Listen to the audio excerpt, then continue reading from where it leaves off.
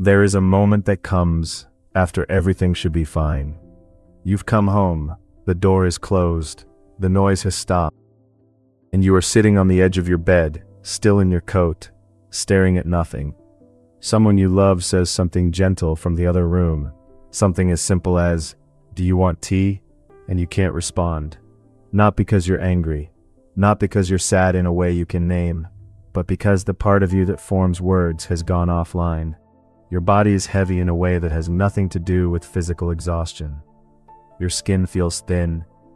Every small sound, the hum of the refrigerator, the distant click of a door, lands on you like a demand. You smiled earlier at the gathering. You tracked every shift in the room. You noticed who was uncomfortable, who was pretending, who needed to be drawn in, and now you are paying a bill no one saw you sign. Your system has called a halt. If you've ever sat there, unable to answer a simple question, wondering what is fundamentally wrong with you, you are not broken. You are in a cycle, and that cycle is not weakness. It is your nervous system knowing exactly what it needs. If you look back across the last few months, you'll see the pattern. Every few weeks, sometimes after a stretch of intense work or a dense series of social commitments, you disappear. You cancel things quietly. You let messages sit unread. You become a version of yourself that other people don't know how to reach. From the outside, it might look like withdrawal or avoidance or maybe depression, but that's not what's happening. You're not retreating because you've stopped caring. You're retreating because something deep in you is casting a bodily vote, and the vote is always the same. No more input. Not right now. The problem isn't the need for silence. The problem is the layer of judgment you lay on top of it. While you're already depleted, already running on empty, you start calling yourself names. You tell yourself you're too sensitive. You say other people handle this, so why can't you? You cancel one dinner and the voice sharpens. There you go again, making things difficult, needing too much space. And what's brutal is that you are the one causing the most damage in that moment. Not the noise, not the demands. The damage comes from accusing a starving system of being dramatic for needing food. You treat your need for total silence like a personal failure of stamina, rather than a biological reality, and that judgment doesn't just hurt, it extends the cycle.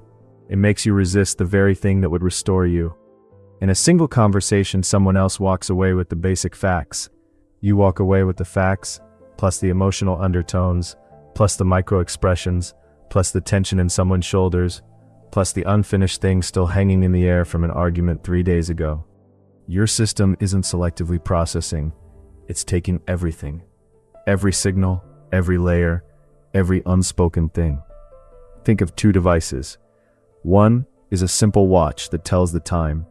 The other is a sensor array that measures temperature, air pressure, emotional tone, relational dynamics, belonging status, all at once, without an off switch. Nobody would say the second device is broken because it needs to recharge more often. Of course it does. Look at everything it's doing. You are the second device. And when a system processes that much, going dark periodically isn't a design flaw. It's the only design that makes sense. If you push through, if you override the signal and keep going, the cost is quieter than a breakdown and far more serious. It's a Wednesday evening and your favorite song comes on, the one that used to make you turn up the volume without thinking. You hear it, you recognize it, and you feel nothing. Not annoyance, not displeasure, just a flat gray absence where joy used to live. You don't even reach to skip it, you just let it play. And you look at someone you genuinely love, someone who has done nothing wrong, and you feel irritation rise in your chest because their voice is just one more thing to process. Decisions that were once simple become impossible. You don't collapse, you just slowly, gently, gradually stop being the version of yourself that feels alive. The worst part is how normal it starts to feel. You forget you weren't always this tired. You forget you used to be curious, and none of it had to happen, except you believed that needing silence was something to apologize for. Silence is not an escape. It's a biological strategy. When you feel that wave coming, the urgent need to close the door, to stop talking, to step out of the stream of human input, that's not a warning that you're weak. That's your nervous system protecting itself with an intelligence you never gave it credit for. Sleep isn't called an escape from wakefulness, it's called a requirement. Your need for total silence belongs to the same category. Not running away. Non-negotiable maintenance. This is the reframe that changes something. You are not a person with a low tolerance for life. You are a person running a high-resolution filter in a world that never stops broadcasting.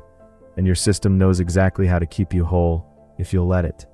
So the next time that old guilt creeps in, the next time you quietly block out a stretch of nothing in your calendar, the next time the internal script starts writing itself as, ugh, I need to disappear again, catch that thought. Rewrite it. This is my rhythm. This is the maintenance my system requires. You are not pulling away from the world because you can't handle it.